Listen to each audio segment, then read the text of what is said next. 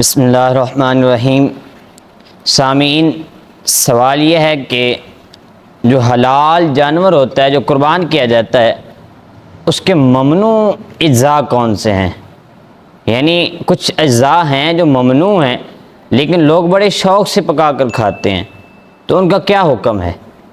حضرات محترم، کچھ ایسے اعضاء ہیں حلال جانور کے جو کہ منع ہیں، شریعت میں کھانا ان کو منع کیا گیا ہے۔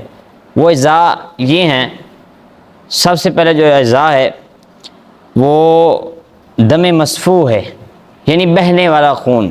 جب ذبح کیا جاتا ہے نا جانور کو، تو جو خون بہتا ہے وہ خون دم مسفوح کہلاتا ہے۔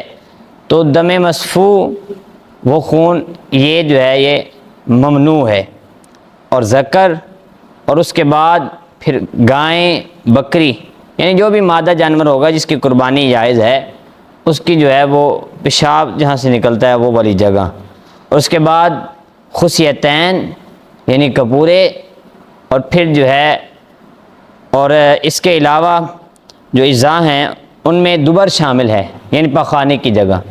یہ ممنوع اجزاء آپ کو بتا رہا ہوں جن کا کھانا ممنوع ہے۔ مثانہ یہ بھی ممنوع ہے، اور حرام مغز یہ بھی ممنوع ہے۔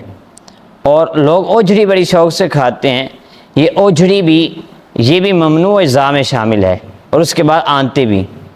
یعنی یہ جو میں نے چند جو ہے اجزاء بتائے ہیں یہ اجزاء ممنوع ہیں، ان کو کھانا ممنوع ہے، اور ان میں جو دم مسفوح ہے وہ تو قطعی طور پر حرام ہے، باقی تو کھانا مکروہ ہے، لیکن جو دم مسفوح ہے وہ قطعی طور پر حرام ہے۔ اب آپ کسی کے ذہن میں یہ بھی سوال پیدا ہو سکتا ہے کہ دم مسفوح کیا ہے؟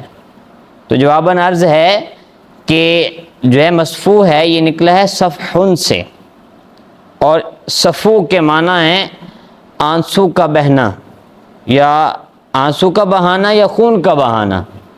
بہانا یعنی بہہ جانا، تو دم مسفوح کا یہ مطلب ہوگا کہ وہ خون جو جانور کو ذبح کرتے وقت نکلتا ہے اسے کہتے ہیں دم مسفوح۔ تو وہ جو خون نکلا ہے یہ قطعی حرام، یہ حرام ہے، یہ قطعی ہے، یہ قرآن کی روح سے ثابت ہے، قرآن کی نص ہے، اور یہ ناپاک ہے۔ اگر کپڑوں پر لگ جائے گا تو اس سے نماز درست نہیں ہوگی اگر اس کی مقدار درہم سے زیادہ ہوگی۔ یہ خون ناپاک ہے۔ اب رہا یہ سوال کہ جو ہے اس کے بعد جب جانور کو ذبح کر لیا، جو اس پر ہڈیوں پر خون ہوتا ہے، اگر وہ خون کپڑوں کے ساتھ لگ گیا تو وہ ناپاک نہیں ہوگا، کیونکہ وہ جاری خون نہیں ہے۔ وہ خون اگر لگ گیا آپ کے کپڑوں پر اور آپ نماز پڑھ سکتے ہیں، لیکن جو ہے وہ طبی نفاست اور نماز کی تقدیس کا تقاضا یہ ہے کہ جو ہے لباس معنوی اعتبار سے بھی پاک ہو اور ظاہری اعتبار سے بھی پاک ہو۔ یعنی ادب کا تقاضا یہ ہے، تقویٰ یہ ہے کہ کپڑے بدل لیے جائیں۔ نماز تو ہو جائے گی لیکن نماز کی تقدیس کا تقاضا ہے، اور قرآن پاک میں بھی اللہ تعالیٰ نے ارشاد فرمایا ہے کہ اے بنی آدم، رب تعالیٰ نے ارشاد فرمایا اے بنی آدم، نماز کے وقت اپنا لباس یعنی زینت زیب تن کرو، یعنی اچھا لباس، صاف ستھرا وقار لباس پہن کر نماز ادا کرو۔